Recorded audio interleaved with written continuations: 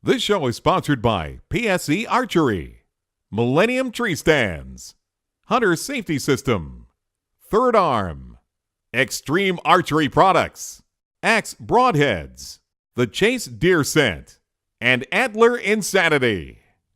Welcome to Reality Hunt Club. This webisode, we're going to be up here. This will be the third batch of trail camera photos. Next weekend is the opening bow. So we didn't have much luck with dove.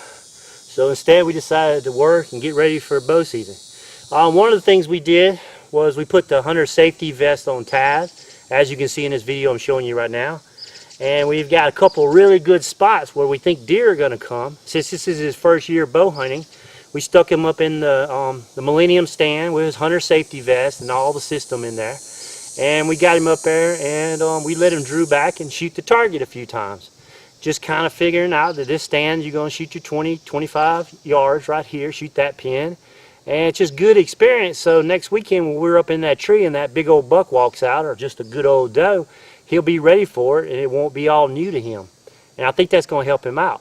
But in the meantime, I'm going to finish pulling these cards and we'll be in my office right after the break, and I'll show you these photos we have going into the next weekend bow season. So stay tuned, we'll be right back.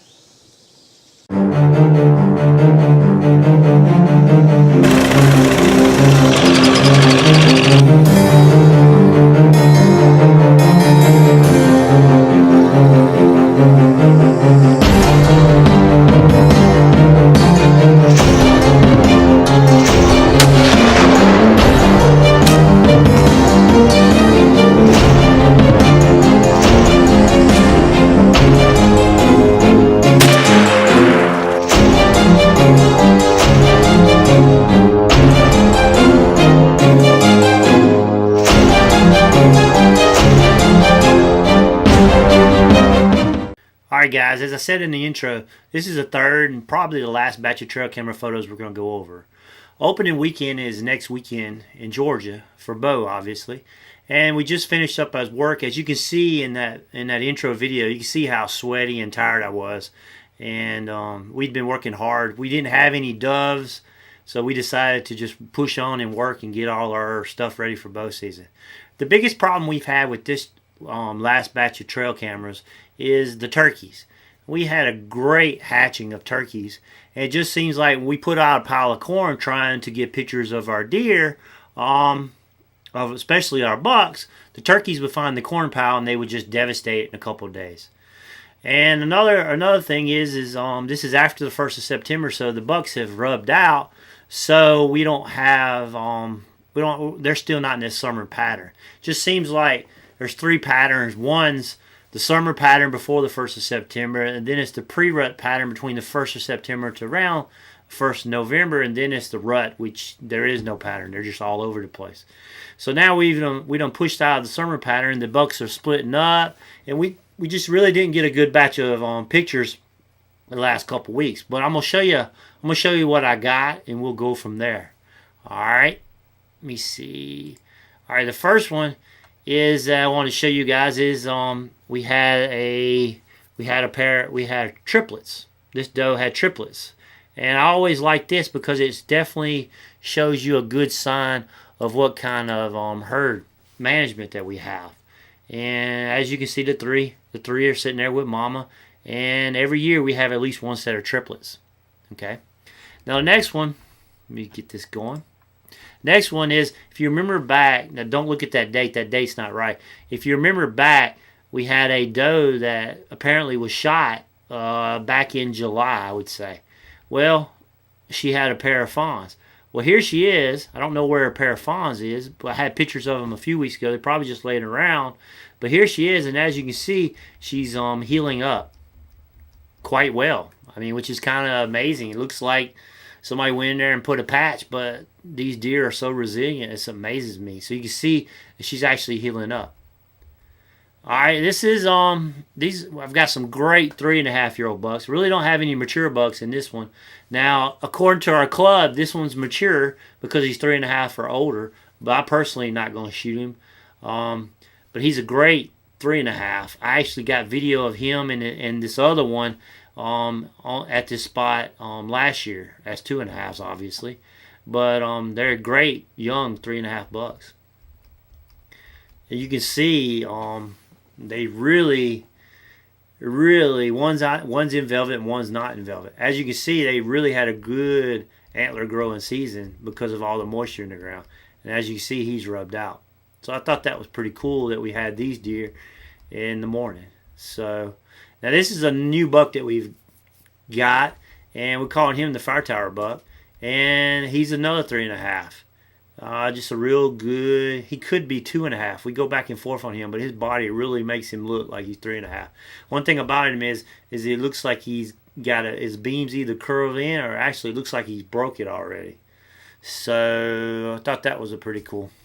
Now these are a couple 2.5-year-olds. No, excuse me. These are a couple 3.5-year-olds we have on the 256.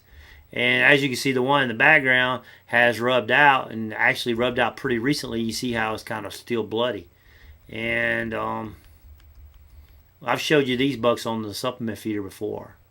And see, it's a pretty interesting picture because he's still got dried blood from where he rubbed out a couple days before that. It hasn't washed off or anything like that.